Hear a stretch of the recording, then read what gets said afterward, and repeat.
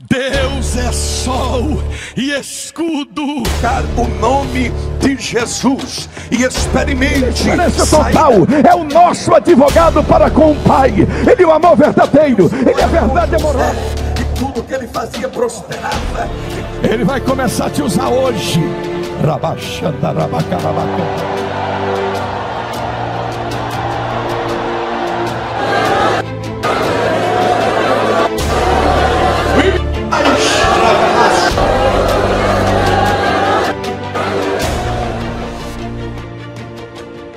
Cumprimento a cada um e a todos com a paz do Senhor, amém?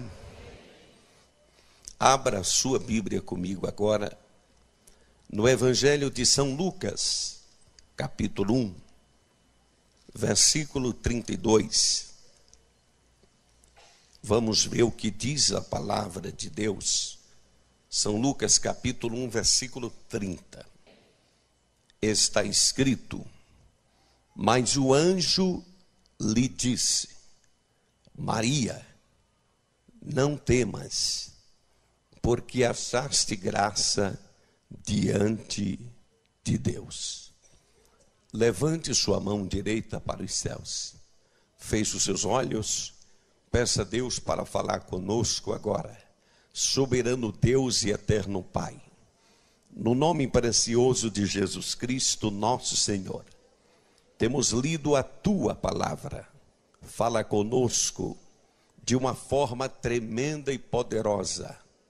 Queremos sair daqui, Senhor, esta noite, impactados pelo poder do teu Espírito, alimentados pela tua palavra.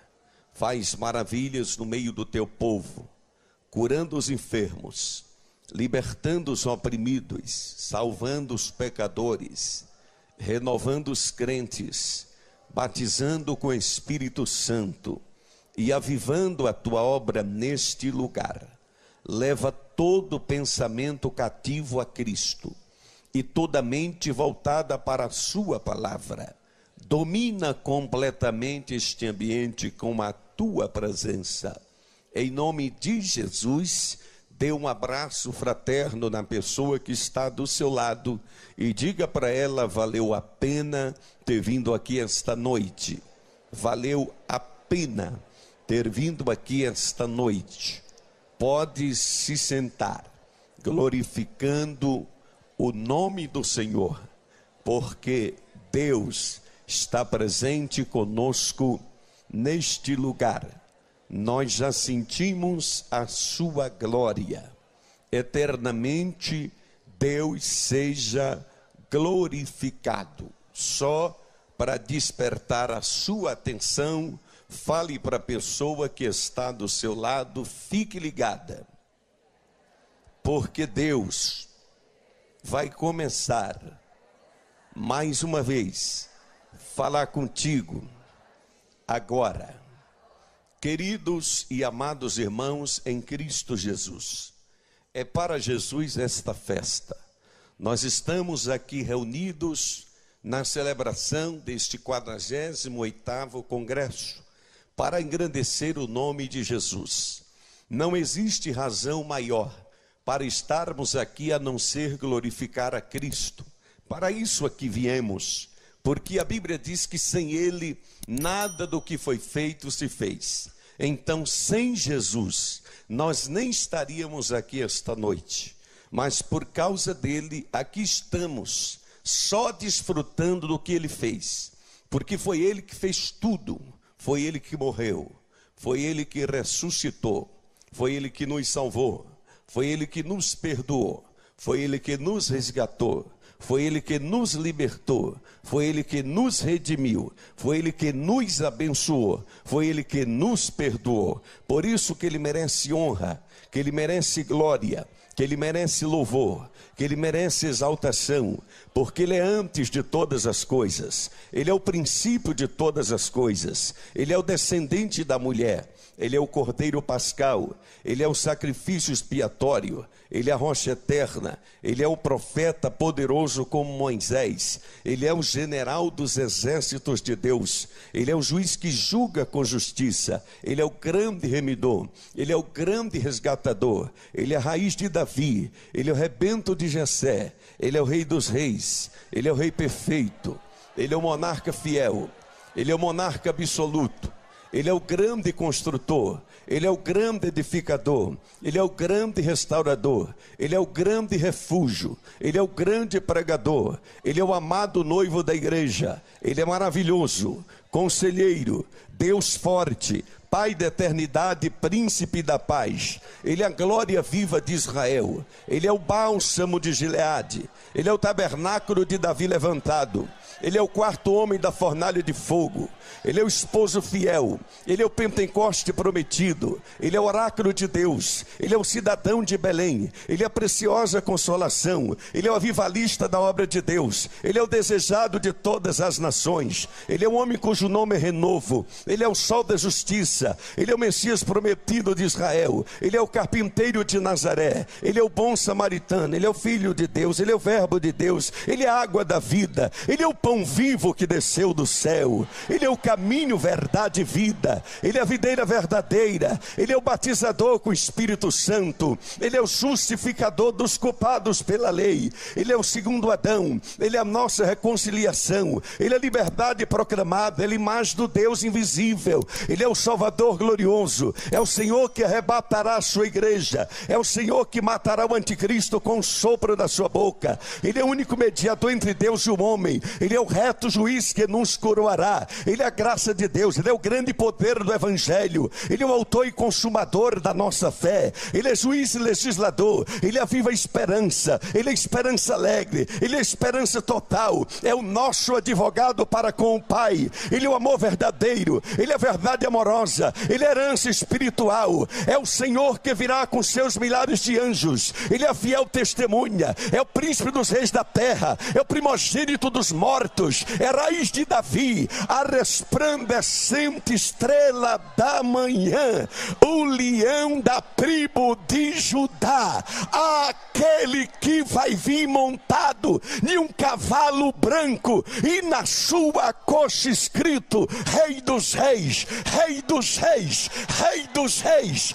Rei dos Reis e Senhor dos Senhores. Então levante a sua mão para o céu e solte aquele glória a Deus que está preso na sua garganta, solte aquele aleluia que está entalado na sua alma e permaneça com as mãos levantadas por um minuto dando glória, porque Deus está presente conosco neste lugar, nós já sentimos a sua glória. Eu vou parar um minuto só para dar glória a Deus com vocês agora.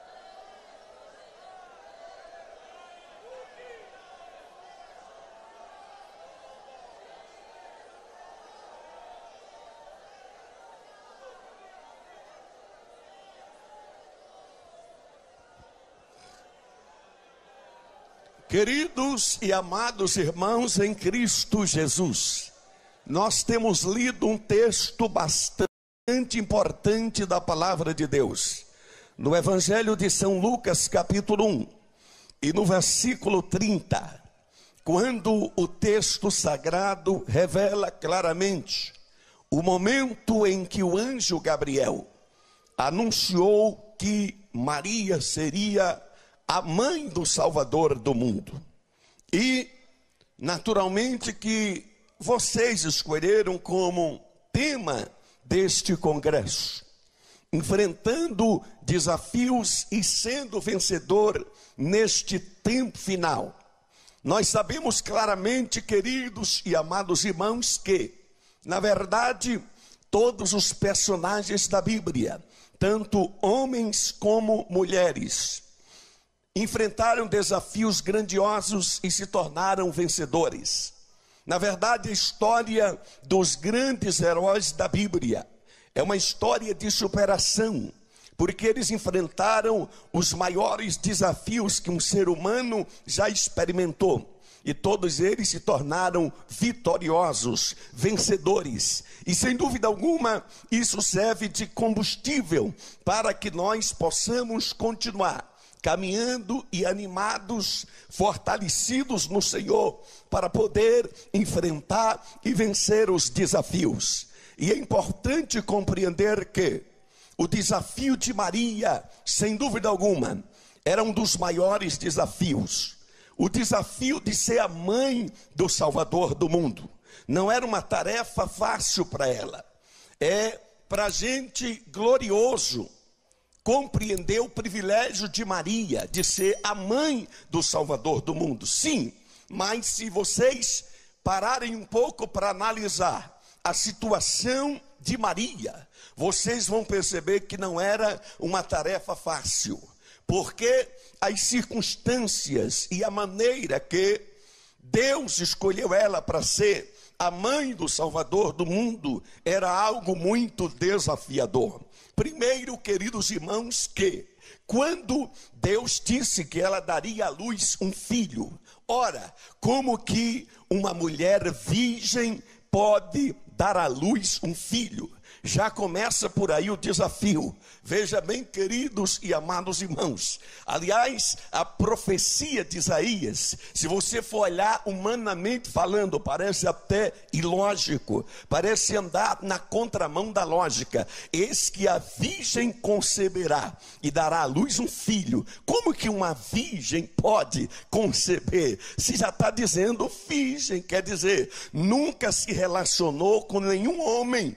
É uma virgem. E como é que uma virgem dará à luz um filho? Então perceba, queridos irmãos, o desafio de Maria. Além de compreendermos que era uma operação divina, uma operação sobrenatural, temos que analisar as circunstâncias morais da época. Como é que ela iria explicar isso para a sociedade? Principalmente a sociedade israelita, uma sociedade tão rígida que na verdade não iria aceitar essa história. Eu estou grávida do Espírito Santo. Na verdade, queridos e amados irmãos, você vai observar claramente que não era uma tarefa muito fácil, era um grande desafio para Maria. Sim, queridos irmãos, sem dúvida alguma, era um mistério extraordinário também, até para compreendermos o mistério da concepção sobrenatural de Maria, porque nós sabemos muito bem, queridos irmãos, que a promessa de Gênesis 3,15 é: da semente da mulher nascerá um que esmagará a cabeça da serpente.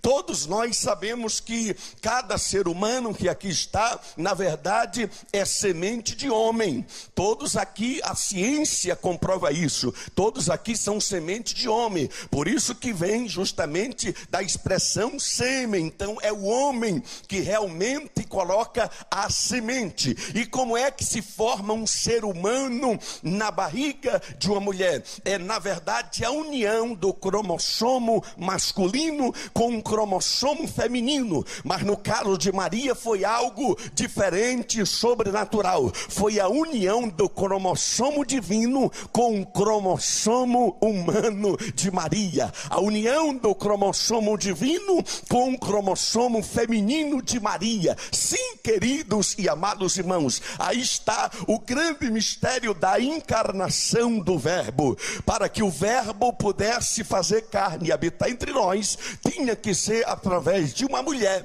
e esta mulher foi Maria. Mas, queridos irmãos, quando o anjo lançou o desafio e já saudou ela dizendo: salve agraciada, sim, ela já estranhou a saudação salvação, é porque você foi escolhida para ser a mãe do Salvador do mundo. Sim, você será a mãe do Filho de Deus. Maria perguntou: mas como se dará isso, se eu não tive relação com homem algum? Aí foi que ele explicou o processo sobrenatural. É que você vai ser envolvida com o Espírito Santo, a sombra do Altíssimo te encobrirá, e o ente que de ti há de nascer será chamado Filho de Deus, e ele reinará eternamente na casa de Jacó, porque para Deus não haverá impossíveis em todas as suas promessas.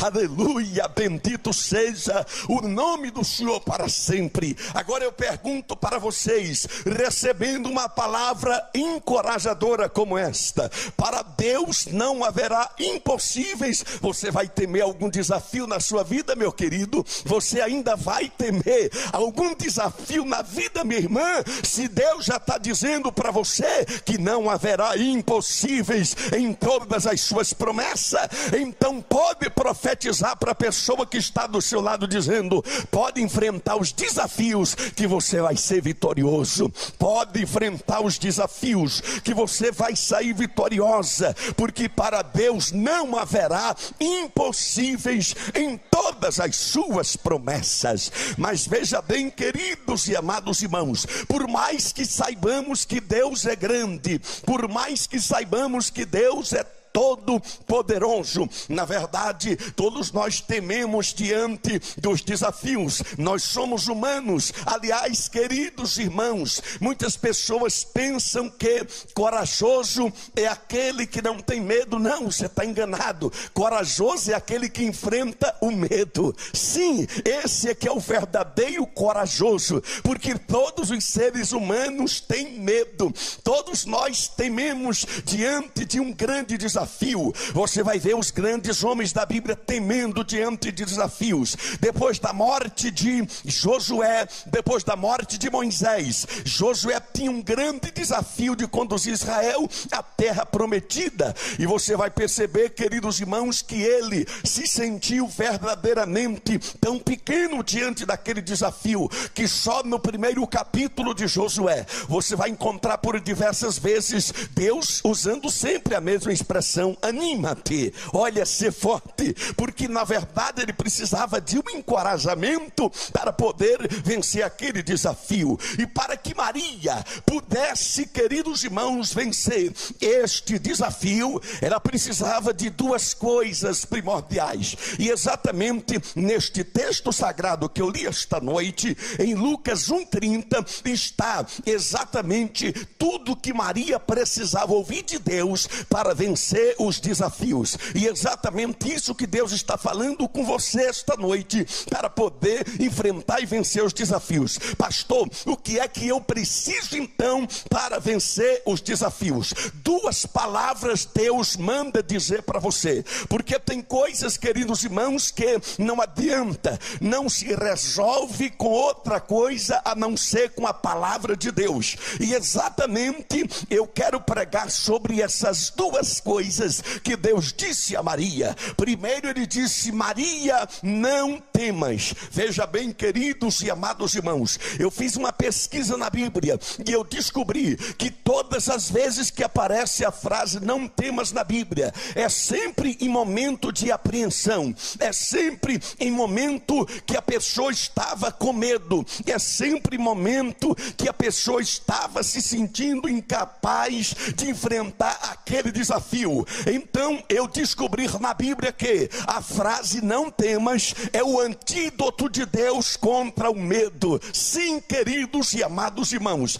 pode observar, a primeira vez que aparece a frase não temas na Bíblia está em Gênesis capítulo 15, no versículo 1, lá está escrito: depois desses acontecimentos. Quais acontecimentos? Dos acontecimentos do capítulo 14 de Gênesis. Depois desses acontecimentos, Deus apareceu para Abraão e disse: Abraão, Abraão, não temas, eu sou teu escudo, o teu galardão será sobremodo grande. Aleluia. Porque depois desses acontecimentos, porque no capítulo anterior, Abraão enfrentou uma confederação de 4 reis poderosos, com apenas 308 homens nascidos em casa, e a Bíblia diz que ele triunfou sobre aquele exército. Ele recuperou e libertou os cativos, inclusive o seu sobrinho Ló.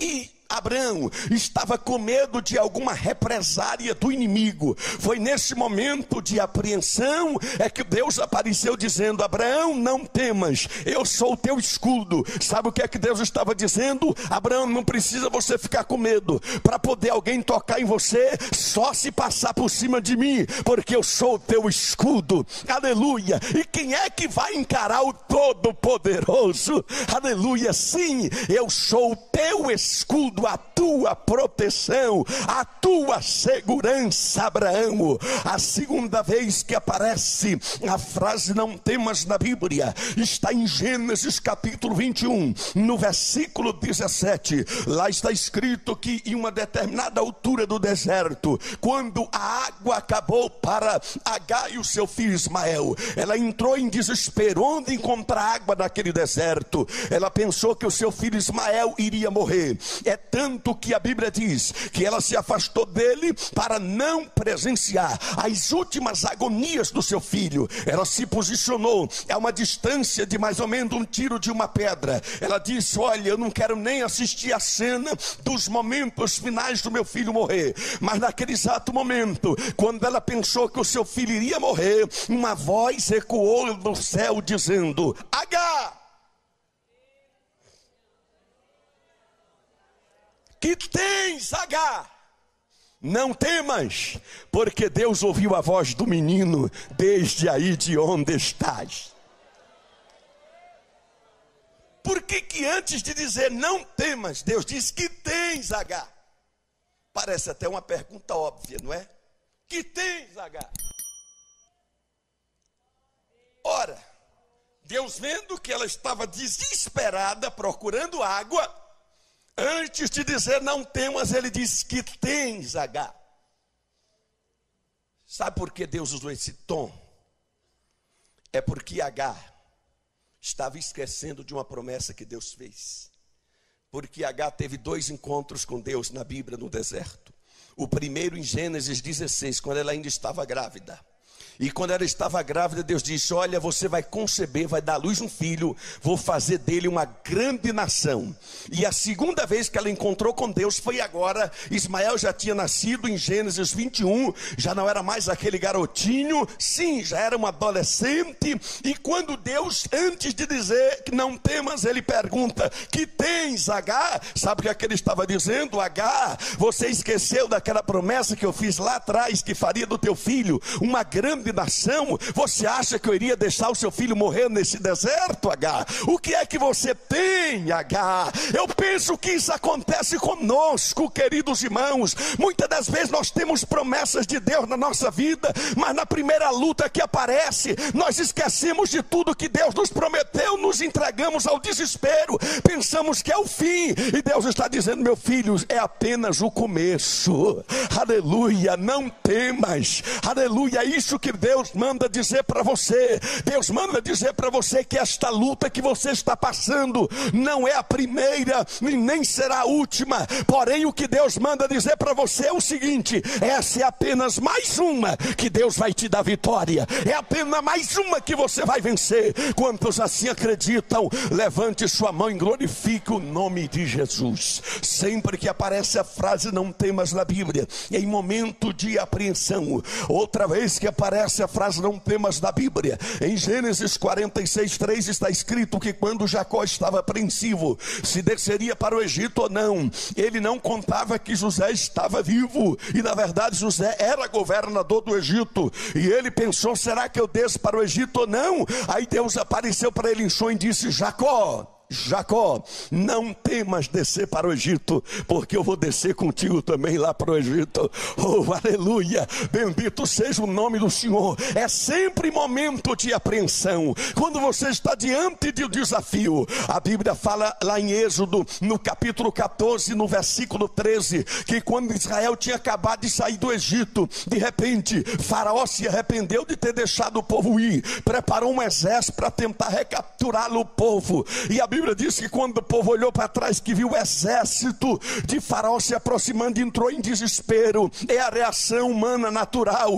Ficaram com medo, desesperados, disseram: Moisés, é porque não tinha sepulcro no Egito que tu nos trouxe para enterrar aqui nesse deserto. Olha o exército de Faraó se aproximando. Aí Moisés disse: olha, calai-vos e vede o livramento que o Senhor vos dará. Não temais, porque o Senhor pelejará por vós e vós vos calareis. Aleluia. Você não está sozinho nesta peleja, Deus está contigo. Fique em silêncio vendo o livramento de Deus, o que Deus vai fazer na sua vida. Se prepare para o que Deus vai fazer na sua vida. Sim, é sempre momento de apreensão. A Bíblia fala em Josué no capítulo 1, no versículo de número 9, quando Josué estava apreensivo diante do desafio de levar Israel à terra prometida. Deus disse: não te mandei eu ser forte, não temas, nem te espante, porque o Senhor teu Deus é contigo, por onde quer que andares. Em Juízes, capítulo 6, versículo 23, quando Gideão pensou que iria morrer, o anjo do Senhor apareceu para ele e disse: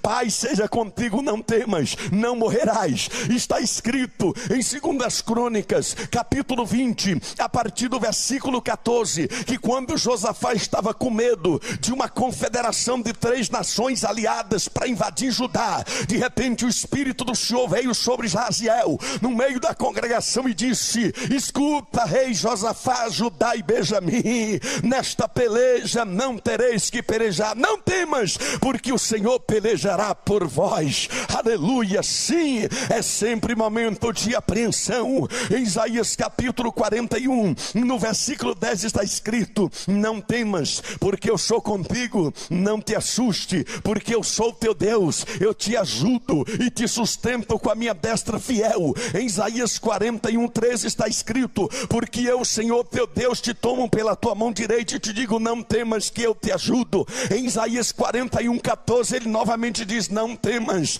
ó povozinho de Jacó, vermezinho de Israel, porque eu te ajudo. Está escrito em Jeremias 1, no versículo de número 18: pelejarão contra ti, mas não prevalecerão, não temas, porque eu sou contigo para te livrar. Em Ezequiel 2,6: não temas, filho do homem, fale, não te cales, ainda que são casa rebelde que habita no meio de escorpiões, não temas, porque eu sou contigo. Em Daniel capítulo 10, versículo 19, quando Daniel estava, queridos irmãos, debilitado, as suas forças tinham esgotado, o Senhor apareceu para ele e disse: ser forte, não temas, homem muito amado, Pai seja contigo. E quando ele falou comigo, eu fiquei fortalecido e disse: fala, meu Senhor, pois me fortaleceste. Em Sofonias capítulo 3, versículos 16 está escrito: não temas, ó Jerusalém, nem se afrouxe as tuas mãos. Em Mateus capítulo 14, versículo 27 está escrito que quando os discípulos pensou que o barco iria afundar, Jesus entrou no barco e disse: sou eu, não temais. Aleluia. Em Marcos capítulo 5, versículo 36, quando Jesus estava indo para a casa de Jairo para curar sua filha, chegou um mensageiro dizendo: não precisa mais nem incomodar o mestre, porque a tua filha já morreu, não precisa incomodar mais ele, não tem mais jeito. Jesus virou para aquele homem e disse: não temas, crê somente. Aleluia. Bata a mão no ombro do seu irmão e diga para ele: ainda que esteja perdido, vai ser achado, porque Deus manda te dizer que ele dá jeito para tudo, até para a morte Deus dá jeito.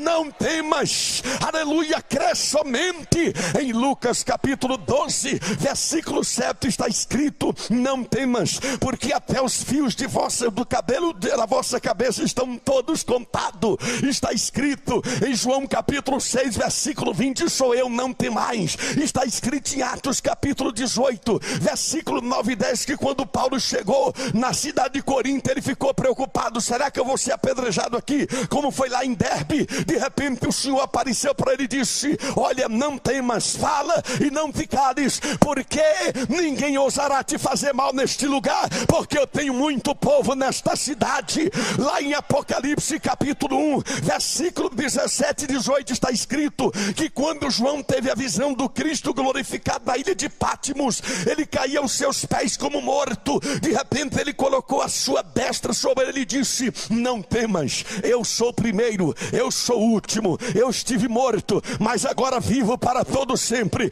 e tenho a chave da morte e do inferno. Quantos podem glorificá-lo? Levante a sua mão e adore, porque Deus está presente conosco neste lugar. Nós já sentimos a sua glória.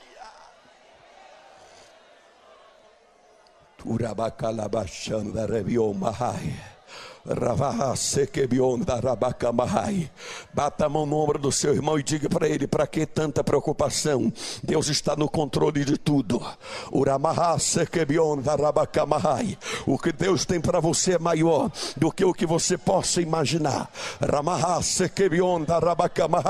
Receba a força de Deus agora. Você que entrou aqui desanimado, Deus está renovando tuas forças agora. Receba uma injeção de Deus agora. Qual é a injeção, pastor? Diretamente na veia. Não temas, não temas, não temas, não temas, não temas.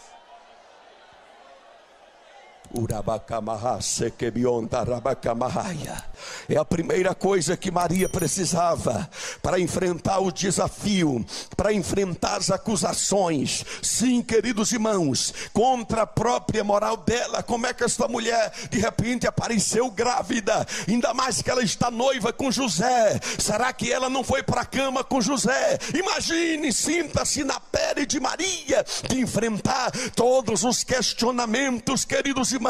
Mas ela já tinha ouvido uma injeção de ânimo: não temas, não temas, não temas. Deus manda dizer para você, quando você estiver diante de qualquer desafio, lembre-se desta frase: não temas. Quando você estiver com medo, não temas. Quando você estiver viajando, não temas. Quando você estiver trabalhando, não temas. Quando você estiver diante de uma situação difícil, não temas, porque Deus está no controle de todas as coisas. Deus ainda não perdeu o controle da história. Aleluia. A primeira palavra de encorajamento que deu a Maria, alento para enfrentar os desafios, é: não temas. A segunda palavra: porque achaste graça diante de Deus. Você já parou para analisar a profundidade dessa expressão? Você já parou para analisar o que significa achar graça diante de Deus? Quando alguém acha graça diante de nós, nós não sabemos o que fazer para agradar a pessoa. Não é verdade, pastor Gabi? Quando um funcionário na empresa acha graça aos olhos do patrão, os outros funcionários já começam a dizer: olha, caiu na graça do patrão, já já vai ser promovido a gerente. Quando alguém cai na graça do pastor da igreja, aí já fica alguns irmãos dizendo: olha, já já o pastor vai consagrar para lá, ó, caiu na graça do pastor. Se quando alguém alcança a graça diante de alguém que pode ajudar, ou de um político, ou de um empresário, já fica dizendo: agora fulano está bem, ó, caiu na graça de fulano, ó, caiu na graça de fulano, olha, caiu na graça do governador, olha, caiu na graça do prefeito, olha, caiu na graça de alguém que pode ajudar, já é alguma coisa importante. Agora, aqui para nós, já imaginou o que é achar graça aos olhos de Deus? Você já parou para analisar o que Deus está disposto a fazer com quem acha graça aos olhos dele? Você não tem nem noção do que Deus é capaz de fazer por você. Aleluia. Sim, meu querido, quando você alcança a graça aos olhos de Deus, Deus está disposto a fazer qualquer coisa só para te dar vitória. Aleluia, sim, porque quando você alcança a graça aos olhos de Deus, Deus coloca todos os recursos do universo à sua disposição. Aleluia, sim, queridos irmãos. Sabe por quê, queridos? Porque quem acha graça não encontra dificuldade, porque a graça abre porta, a graça torna a pessoa generosa, a graça torna a pessoa perdoadora, a graça torna a pessoa acessível, a graça torna a pessoa misericordiosa, a graça torna a pessoa bondosa, a graça torna a pessoa compassiva, a graça torna a pessoa alegre, a graça torna a pessoa benevolente. Sim, queridos e amados irmãos, existem algumas pessoas que quando nós começamos a analisar, parece que elas já nasceram cheias de graça. Não tem pessoa assim? Tem pessoa que se olha aqui assim e diz assim: meu Deus do céu, esse daí parece que nasceu com sorte, tudo ele consegue. Tem gente que parece que consegue as coisas numa facilidade, já outros com tanta dificuldade. Algumas pessoas, queridos irmãos, alcançaram graça em comum na Bíblia. Você quer ver? Existe na Bíblia alguém que alcançou mais graça do que Davi? Eu posso dizer que Deus despejou um caminhão de graça sobre a cabeça de Davi. Sim, o que é que Deus viu em Davi, queridos irmãos? Eu não sei, mas a graça chega a ser até inexplicável. Não há explicação para a graça. A graça é tão incomensurável, a graça é tão imensurável, a graça é tão inescrutável, a graça é tão misteriosa, que a graça até escandaliza tanto, que quando você vê alguém ser muito abençoado, você fica escandalizado. Como é que pode? Por que é que ele consegue? Ele não tem culpa, é a graça de Deus que alcançou a vida dele.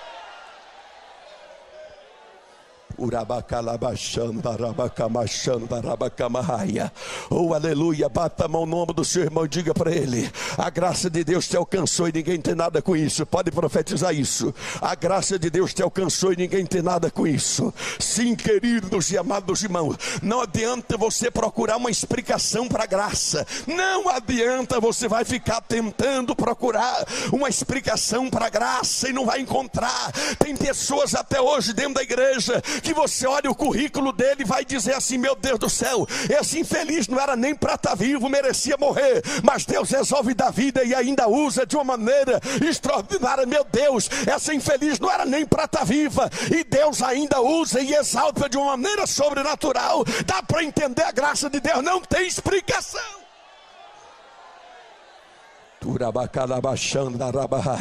Diga para o seu irmão: graça não se explica. Diga para ele: graça não se explica. Diga para ele: graça se crê. Tem coisas na Bíblia que não é para você entender, é para você crer. Aleluia. Sim, queridos e amados irmãos, sabe por que graça não tem explicação? Eu vou falar algumas coisas para você na Bíblia, mas por favor, não se escandalize.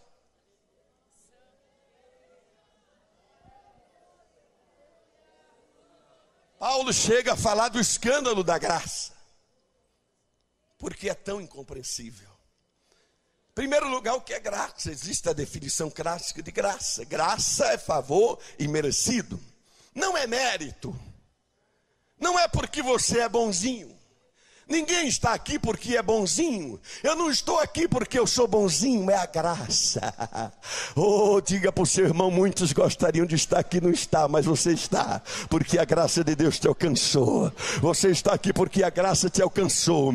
A graça, queridos irmãos, é tão profunda. Pastor, então me explique o que é graça. Eu vou tentar explicar o que é graça em termos práticos, e você tira a conclusão. O que é graça, pastor? Graça é mesmo depois do primeiro casal ter pecado e ter feito vestimentas de folhas de figueira, que bastaria o sol bater e secaria imediatamente aquilo. De repente a Bíblia diz que Deus desceu no jardim do Éden e ainda confeccionou uma roupa de couro da melhor qualidade, e ainda Deus vestiu o casal. O texto diz que Deus vestiu, não diz que Deus pegou a roupa e jogou seu casal de rebelde. Vê se tapa essas vergonhas aí, não. A Bíblia diz: e o Senhor os vestiu. Deus troca os nossos trapos por vestes de qualidade maior, porque Ele sempre tem o melhor.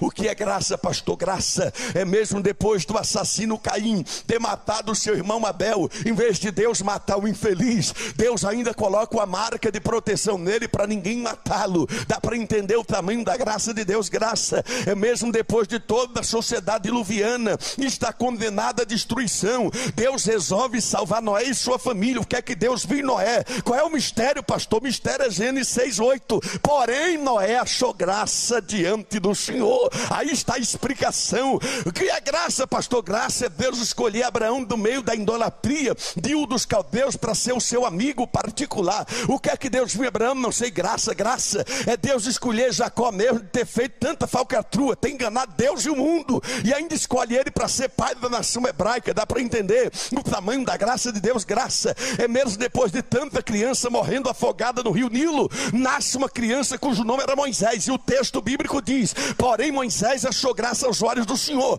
Eu acho que quando Moisés nasceu, Deus deve ter dito para Miguel e Gabriel: tá vendo aquela criancinha que acabou de nascer? Aquela dali eles não vão conseguir matar, não. É com aquela dali que eu vou tirar o meu povo Israel do Egito, e eu quero ver quem é que vai impedir, porque agindo eu, quem impedirá? Dá para entender o tamanho da graça de Deus. Graça é mesmo depois de toda Jericó está condenada à destruição, Deus resolve salvar a mulher mais boazinha da cidade. É isso, pastor? Não. Deus resolve salvar a mulher mais baixa da cidade, a prostituta Raabe. Aí depois você vai ler a genealogia de Jesus, você descobre que a mulher não é que se casa ainda com um descendente de Judá e se torna ainda ancestral de Jesus Cristo. Dá para entender o tamanho da graça de Deus? Graça é mesmo depois de Davi ter pecado com Batseba, Deus ainda escolhe como o homem mais sábio da Bíblia e o sucessor do trono de Davi. Quem, pastor? Salomão. De quem era filho, pastor? Fala baixinho para mais ninguém saber, pastor. Filho de Davi e Batseba. Dá para entender o tamanho da graça de Deus? Graça é Davi trazer o aleijado Mefibosete da desprezível cidade de Lodebar para comer pão na mesa do rei, e ainda se assentar na mesa do rei e morar do lado do palácio do rei em Jerusalém. Dá para entender o tamanho da graça de Deus? Graça é Deus tirar José do cárcere para ser governador do Egito. Graça é Deus tirar Mardoqueu do pó da calçada de Assuero para ser primeiro-ministro da Pérsia. Graça é Deus transformar escrava em rainha da Pérsia. Graça é Jesus escolher 12 homens indignos para ser os 12 apóstolos do Cordeiro. Graça é Jesus chegar para aquela mulher no corredor da morte, todos com a pedra na mão para apedrejá-la. Jesus faz aqueles homens se sentir tão pecadores como ela, e depois vira para ela: mulher, cadê os teus acusadores? Nenhum te condenou? Nenhum, Senhor. Nem eu te condeno. Vá e não peques mais. Graça é Jesus chegar para aquele ladrão da cruz que não precisou se batizar, nem fazer cartão de membro da Assembleia de Deus em Curitiba, e Jesus simplesmente dizer para ele: hoje mesmo estarás comigo no paraíso. Dá para entender o tamanho da graça de Deus? Graça é Jesus chegar para o maior terrorista do primeiro século. Qual era a especialidade dele, pastor? Matar crente, prender crente. Em vez de Jesus matar o infeliz, ainda encontra ele no caminho de Damasco e diz: Saulo, Saulo, por que me persegues? Quem és tu, Senhor? Eu sou Jesus o Nazareno, a quem tu persegue. Vai, porque é para mim um vaso escolhido para levar o meu nome perante os gentios, perante os reis e perante os filhos de Israel. Graça é Deus transformar o mais vil pecador numa nova criatura. Graça é Deus usar as coisas fracas para confundir as fortes. Graça é Deus usar as coisas loucas para confundir as sábias. Graça é Deus usar as coisas pequenas para confundir as grandes. Graça é Deus usar as coisas desprezíveis para confundir as aprazíveis. Graça é Deus usar as coisas que não são para confundir as que são. Graça é Deus erguer do pau desvalido e do monturo necessitado e fazer assentar entre os príncipes do seu povo. Isso aqui é graça. Isso aqui é graça. Adore, adore, adore, adore. Permaneça com a mão levantada adorando. Eu vejo o rio da graça de Deus transbordando aqui esta noite. Mergulhe nesta graça. Crente batizado com o Espírito Santo, abre a tua boca, recebe o renovo de Deus para a tua vida. E agora, crente que não é batizado com o Espírito Santo, abre a tua boca e fala em novas línguas agora.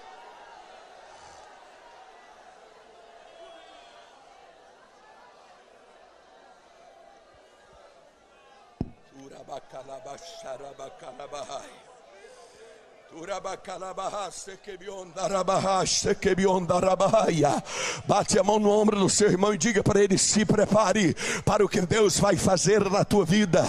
Se prepare para o que Deus vai fazer na tua vida. Vai ter crente aqui que vai sair tão cheio da graça, que vai sair emprestando graça, vai sair distribuindo graça, vai sair transbordando de graça, de tão cheio de graça que você vai sair daqui esta noite. Existem pessoas simplesmente cheias de graça, mas existem pessoas também sem nenhuma graça. Você já reparou que tem pessoas tão sem graça que você olha assim: olha, fulano não tem sal nem açúcar, não é doce nem salgado. Exatamente, essas pessoas causam até um peso no ambiente. Você já observou? Você já se deparou de estar conversando com um grupo de pessoas, de repente vai chegando alguém e você olha assim: meu Deus do céu, olha quem está vindo aí, estragou tudo. É uma pessoa sem graça, mas uma pessoa que tem graça é diferente. Quando ele chega, contagia o ambiente, todo mundo quer apertar a mão, todo mundo quer abraçar, porque a graça extravasa. Mas eu tenho uma boa notícia para você esta noite: até quem entrou aqui por essas portas sem nenhuma graça, vai sair daqui transbordando da graça. Sabe por que você vai sair daqui cheio de graça? Porque está escrito em Esté, no capítulo 2 e no versículo 15, que Esté alcançou graça diante de todos os olhos que haviam. Todos que olhavam para Esté via graça. As pessoas vão olhar para você a partir de hoje e vai ver graça, vai ver a graça de Deus na tua vida. Você vai sair daqui cheio de graça, porque está escrito no Salmo 45, versículos 1 e 2: de boas palavras transborda o meu coração, a minha língua é como a pena de um habilidoso escritor, nos seus lábios se extravasou a graça. Por isso Deus te abençoou para sempre. Você vai sair daqui cheio de graça, porque no Salmo 85, versículo 10 está escrito que a graça e a verdade se encontraram, a justiça e a paz se beijaram. No Salmo 90, versículo 17 está escrito: seja sobre nós a graça do Senhor, sim, confirma a obra das nossas mãos. Está escrito no Salmo 103, versículo 4, que Ele é quem da cova redime a tua vida e te coroa de graça e misericórdia. Está escrito em Provérbios capítulo 3, versículo 4, que acharás graça e boa compreensão diante de Deus e dos homens. Está escrito em Isaías capítulo 60, versículo 10, que no meu furor eu te castiguei, mas na minha graça tive misericórdia de ti. Está escrito em João capítulo 1 e versículo 14, que o verbo se fez carne e habitou entre nós, cheio de graça e de verdade, e vimos a sua glória, glória como do unigênito do Pai. Está escrito em João capítulo 1 e versículo 16, que nós temos recebido da sua plenitude, graça sobre graça. Está escrito em João capítulo 1 e versículo 17, que a lei veio por intermédio de Moisés, mas a graça e a verdade veio por intermédio de Jesus Cristo. Está escrito em Atos capítulo 4 e versículo 33, que com grande poder os apóstolos davam testemunho da ressurreição do Senhor Jesus Cristo, e em todos eles havia abundante graça. Está escrito em Atos capítulo 6 e versículo 8, que Estevão, cheio de graça e poder, fazia sinais e prodígio entre o povo. Está escrito em Romanos capítulo 5 e versículo 20, que onde abundou o pecado, superabundou a graça. Está escrito em 1 Coríntios capítulo 15 e versículo 10, pela graça sou o que sou, disse Paulo. Está escrito em 2 Coríntios capítulo 8 e versículo 9, e conheceis a graça do Senhor Jesus Cristo, que sendo rico se fez fez pobre por amor de vós, para que pela sua pobreza vos tornasseis rico. Está escrito em 2 Coríntios capítulo 12 e versículo 9: a minha graça te basta, disse o Senhor a Paulo. Está escrito em Efésios capítulo 2 e versículo 8: pela graça sois salvo, mediante a fé. Isto não vem de vós, é dom de Deus. Está escrito em Efésios capítulo 3 e versículo 8: que a mim, o menor de todos os santos, me foi dada esta graça de pregar aos gentios o evangelho das insondáveis riquezas de Cristo. Está escrito em 1 Timóteo capítulo 1 e versículo 14: transbordou, porém, a graça do Senhor Jesus Cristo com fé e amor que há em Cristo Jesus. Está escrito em 2 Timóteo capítulo 2 e versículo 1: tu, pois, meu filho, fortifica-te na graça que há em Cristo Jesus. Está escrito em Tito capítulo 2 e versículo 11: que a graça de Deus se manifestou, trazendo salvação a todos os homens. Está escrito em Hebreus capítulo 4 e versículo 16: que devemos nos achegar confiadamente junto ao trono da graça, a fim de alcançarmos graça e misericórdia para socorro em ocasião oportuna. Está escrito em Tiago capítulo 4 e versículo 6: que Deus resiste ao soberbo, mas dá graça aos humildes. Está escrito em 1 Pedro capítulo 4 e versículo 10: que devemos servir uns aos outros conforme o dom que recebeu, como dispenseiros da multiforme graça de Deus. Está escrito em 2 Pedro capítulo 3 e versículo 18: antes crescei na graça e no conhecimento de nosso Senhor e Salvador Jesus Cristo.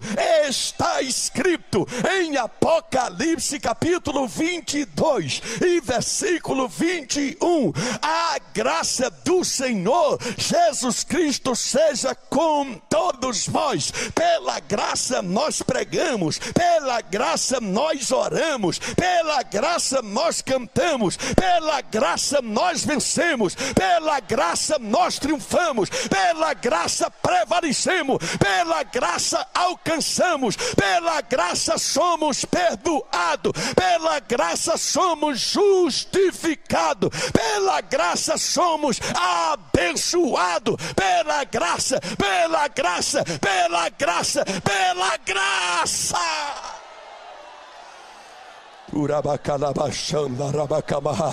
Levante a sua mão e adore. Levante a mão e adore. Eu vejo o rio da graça de Deus aqui esta noite. Todos vão sair daqui cheio da graça. Só quem quer sair daqui cheio da graça, com a permissão do pastor Gabi, coloque-se todos de pé. Só quem quer sair daqui cheio da graça.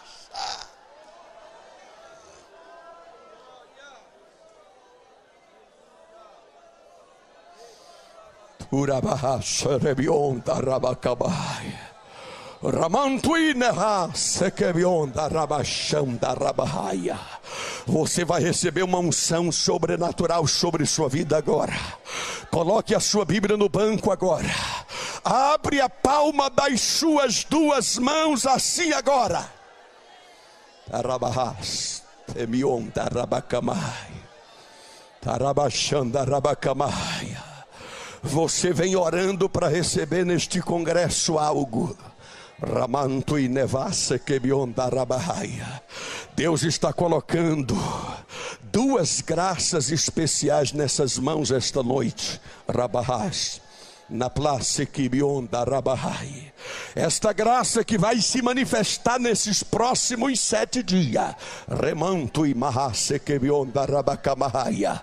Deus vai encher essas mãos de graça agora. Você vai receber um sinal da graça de Deus dentro desses próximos 7 dias. Remanto e nahase que bionda rabacamahaia.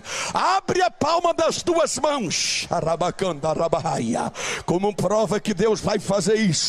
Deus vai manifestar um sinal agora na vida de algumas pessoas, mesmo na vida daqueles que não acontecer, não significa que você não vai receber, é que Deus vai fazer isso na vida de alguns aqui. Permaneça com a mão aberta, como prova que Deus vai fazer isso. Eu vou pedir para Deus colocar uma brasa de fogo do seu altar, na palma da tua mão. Vai ter crente aqui que vai sentir a mão quente, pegando fogo. É o sinal de Deus na tua vida.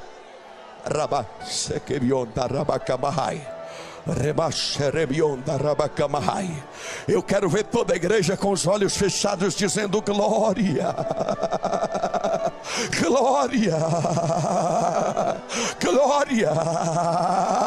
Eu não quero ver nenhum crente curioso com os olhos abertos. A única coisa que eu quero que você abra a boca para dizer glória e as mãos para receber vitória. Glória. Glória. Glória. Poderoso Deus e eterno Pai, em nome de Jesus Cristo, eu quero fazer um pedido de profeta agora. Aonde houver um crente dando glória neste santuário, aonde houver um crente dando aleluia, aonde houver um crente com a palma da mão aberta, como prova que tu vai abençoar muito este crente a partir de hoje, como prova que tu estás trazendo respostas de orações neste congresso. Coloca uma brasa de fogo do teu altar na palma da mão deste crente. Enche este crente de poder e de graça agora. Olha a graça, olha a graça, olha a unção, olha a unção, olha a unção, olha a unção, olha a unção lá da galeria. Olha a unção, unção, unção, unção, unção, unção.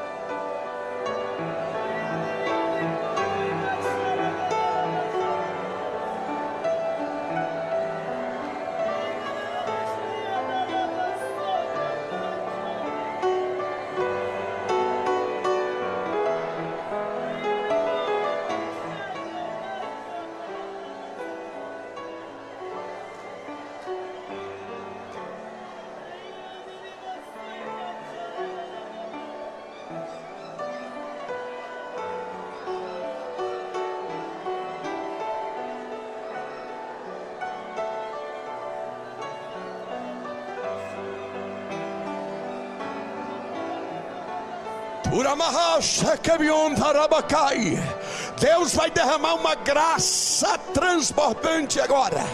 Deus vai derramar uma graça contagiante.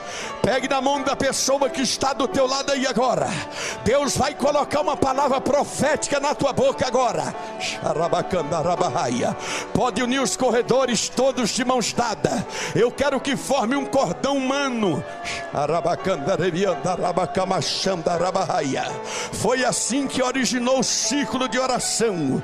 Todos de mãos dadas. Deus vai derramar uma unção contagiante agora. Assim como a unção passou de Elias para Eliseu, a unção vai passar de um para o outro agora. A graça vai ser transbordante.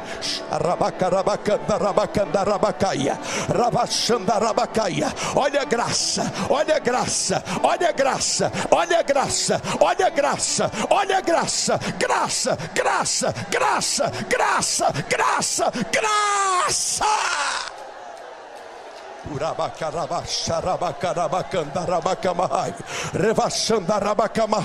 Olha, graça, graça, graça, graça, graça, graça, graça, graça, graça, graça, graça.